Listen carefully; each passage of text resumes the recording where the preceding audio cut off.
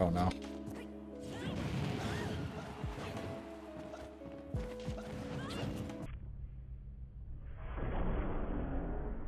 Okay. So there's a good example too, right? We both covered that burst zone. Think if the other person's gonna dash in with something. If you dash attacked, you would have died. If I dash attacked, I would have died. So that's not a bad example right there. I know that's not necessarily a movement option, but we were trying to cover punishing someone's movement, and we had the same idea.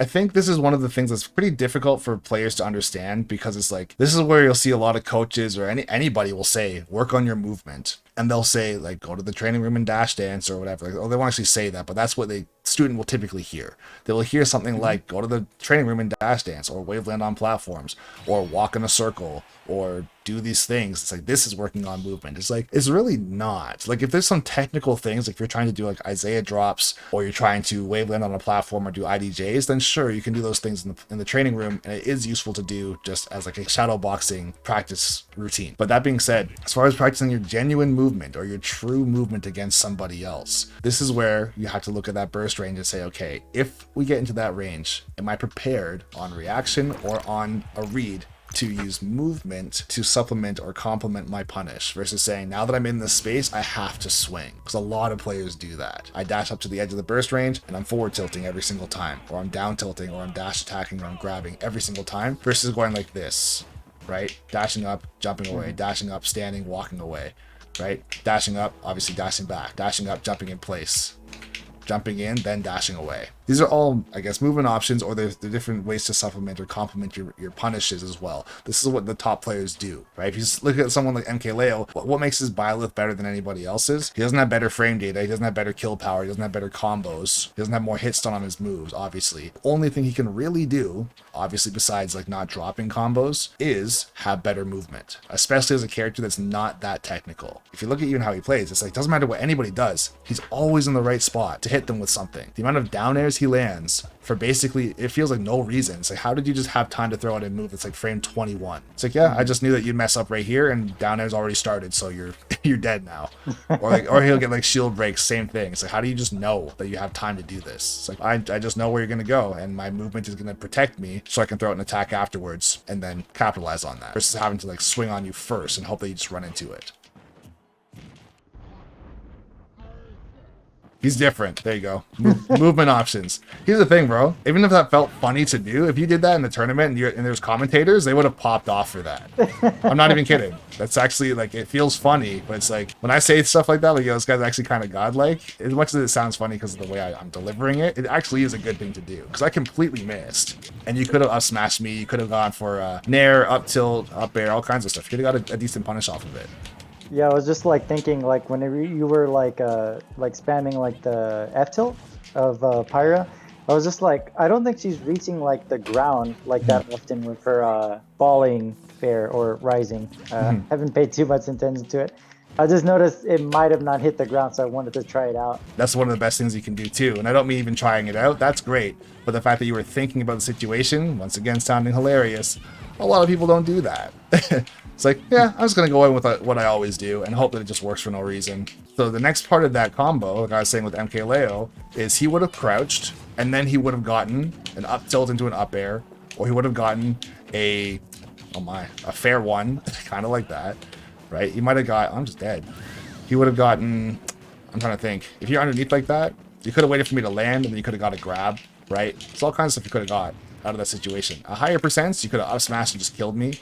So if you called me out with that, that would have been a huge play, honestly. If I was like 100% and you crouch under my Flame Nova, and then you got like an up smash to win the game, people would have lost their minds.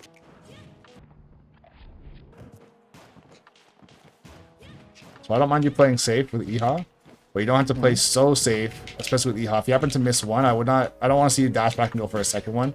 I'd rather see you try and reposition. Because if I'm aware of the Iha, if I was quick enough, I could have got over top and punished the second one as well.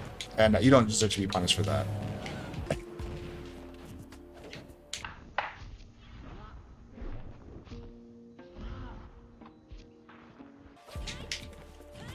So notice there, when I was inside that burst range, when I threw out my forward tilt, I was too close. And you were right up I was right up inside that burst range.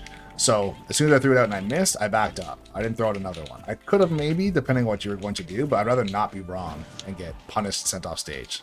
Especially since I'm currently losing as well. Okay. I could be dead. He could be dead. Oh no, I tried running away. So in a situation like that, assuming I was going to do that, or if you're anticipating that, you could have just shielded, right? I know we're talking about movement a lot, so it's definitely on the mind right now. But in that situation there, don't ever think too that that your shield is not part of your movement kit. Because shielding is one of the best ways to like stop as well, right? Because you can stop instantly and parry and look sick in front of all the haters just like that, right? Whereas if you just dash and then stop with your dash, you have like a slowdown animation as well too, right? So if you don't want to have that animation, you can just stop with your shield. So you can use that if you find yourself in trouble. It's like, oh shit, I'm like, let's say up being on stage, you just want to not get hit, even though you could maybe run out of the way. You don't have to test it out in the moment, especially if it's not worth it because you could die. Just throw out the shield. And if you, let's say, if you don't get a punish, at least you didn't get hit. Sometimes winning a trade or winning a situation is the fact that you didn't take any damage. Sometimes that's what you're looking for. It's not always reversing the situation and getting damage too.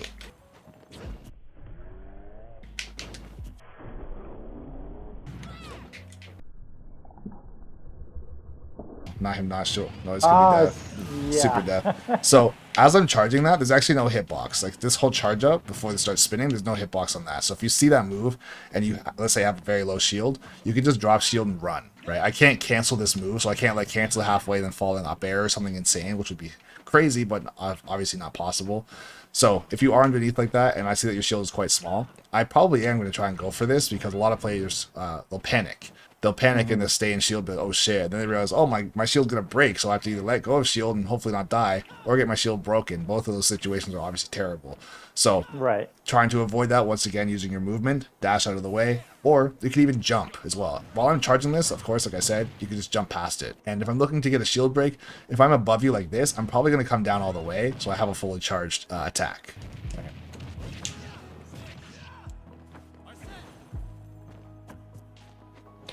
I knew it. I even tried to shield too. This game sucks. I wasn't sure what you were doing.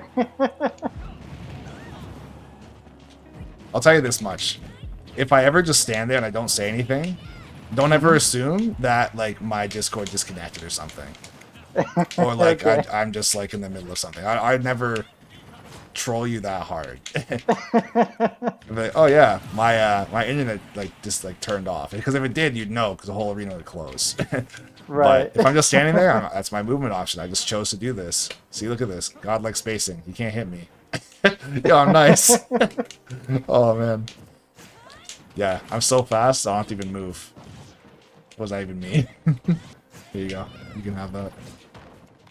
Oh, my. So the reason why I F-smashed right there is because your shield was super low.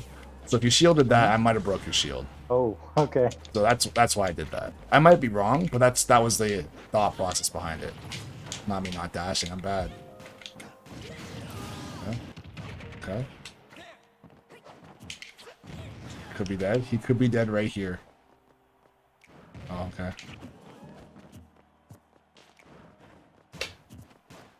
So in a perfect world, or in a competitive setting, Oh. I can say that in a competitive setting, let's say, obviously we stopped and talked and stuff, but if there was 2 minutes left and you're at 115 and I'm at 35, of course you could camp for Arsene, right? Provided that you feel comfortable using Arsene and approaching and trying to get a kill confirm or something like that and potentially trying to steal that game away. But if you're scared and you don't want to go in because you don't want to die, obviously, but there's not a lot of time left. If I was also paying attention to the fact about having a lead like I did, I had like a 70 or 80% lead, I could have just ran away completely, right? Obviously, I could play Mithra as well too, but I could just run away, in which case you want to try, and I wouldn't say approach recklessly, but you do have to try and force the issue a little bit and fight for stage and try to get me in a bad position so you can get some damage. Because if you want to shoot at me and let's say put on like 1 to 2 damage, I could just stand there for the next 2 minutes and I'll still win, even if I get hit by every single shot. Okay, so this is where you want to try, like I was saying before, weave in and out of my burst range to try and get me to panic or jump away from you or try and swing at you in some way. And once I make a mistake, then you can capitalize by either just getting a dash attack or pivot cancel forward tilt or in that case, it could be a jab if you feel like very unsafe, but I prefer for you to not go for jab in that situation if you could help it. But yes, it's trying to play a little bit closer to me and just using that movement so you can play in and around my zone versus only feeling safe very, very far away from me.